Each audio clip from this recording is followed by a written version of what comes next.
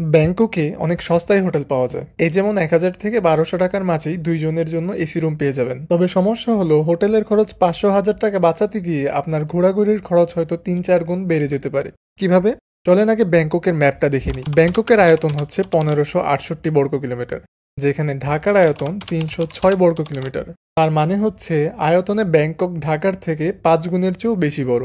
আর traffic jam ঢাকার মতন না হলেও ব্যাংককেও প্রচুর ট্রাফিক জ্যাম হয়। এটা কিছুটা ট্রাফিক ইন্ডেক্স দিয়ে বোঝা যায়। ঢাকার ট্রাফিক ইন্ডেক্স হচ্ছে ২৮৬ আর ব্যাংককের ২১০। তার মানে খুব একটা কিন্তু ডিফারেন্স নেই। তো আপনি যদি ব্যাংককের দূর কোনো প্রান্তে হোটেল নেন তাহলে এমন হতে পারে যে আপনার ঘোরাঘুরি করার যেই মেইন জায়গাগুলো সেগুলোতে আসতেই সারাদিন পার হয়ে যাবে। আবার সেই জায়গাতে আসতে ট্রান্সপোর্টেশনের খরচও কিন্তু হবে অনেক বেশি। তাহলে ব্যাংককের কোথায় হোটেল নিলে সবচেয়ে ভালো হবে? আমি আপনাদেরকে ২টা জায়গা সাজেস্ট করব। প্রথমটা হচ্ছে রাতচাথেউই।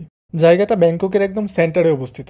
এই জায়গার সবচেয়ে বড় সুবিধা হচ্ছে এখান থেকে ব্যাংককের যে কোনো স্থানে খুব সহজেই এবং অল্প খরচেই আপনি যাতায়াত করতে পারবেন। পাবলিক ট্রান্সপোর্টেশনের জন্য এটা সবচেয়ে উপযোগী একটা জায়গা।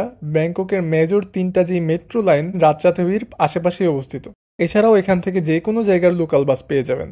এখানে বিভিন্ন ধরনের রেস্টুরেন্ট থাকায় খাওয়া দাওয়া নিয়ে কোনো অসুবিধা হবে না। বিশেষ করে বাঙালি রেস্টুরেন্ট অনেকগুলো পেয়ে যাবেন। এছাড়াও ব্যাংককের বেশিরভাগ শপিং মল অবস্থিত রাতচাথেউইর আশেপাশে, তো শপিং করার জন্যও জায়গাটা একদম পারফেক্ট।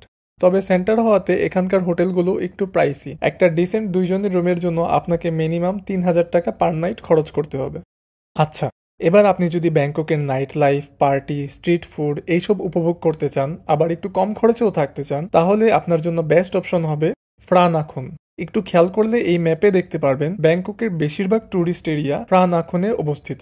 ব্যাংককের বিখ্যাত খাওসান রোডও এখানেই। তবে চেষ্টা করবেন খাওসান রোড থেকে একটু দূরে কোনো হোটেল নিতে, নইলে উচ্চ শব্দের কারণে রাতে ঘুমাতেই পারবেন না।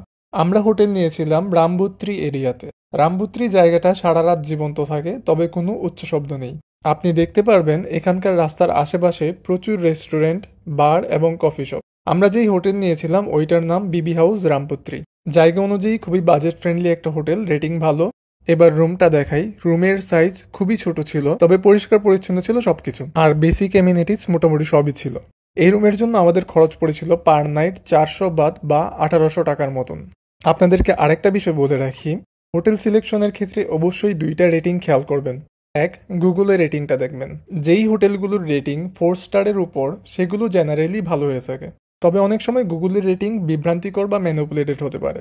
সেই জন্য অবশ্যই এগোরা বা বুকিং.com-এর রেটিংও খেয়াল করতে হয়। এগোটাতে 7+ রেটিং এবং গুগলে 4+ রেটিং দুইটাই থাকলে বেশিরভাগ সময়ে হোটেলটা ভালোই হয়। রামবুত্রি থেকে পাবলিক ট্রান্সপোর্টেশনের জন্য বাস সবচেয়ে ভালো অপশন। ব্যাংককের যে কোনো জায়গার লোকাল বাস এখান থেকে পেয়ে যাবেন।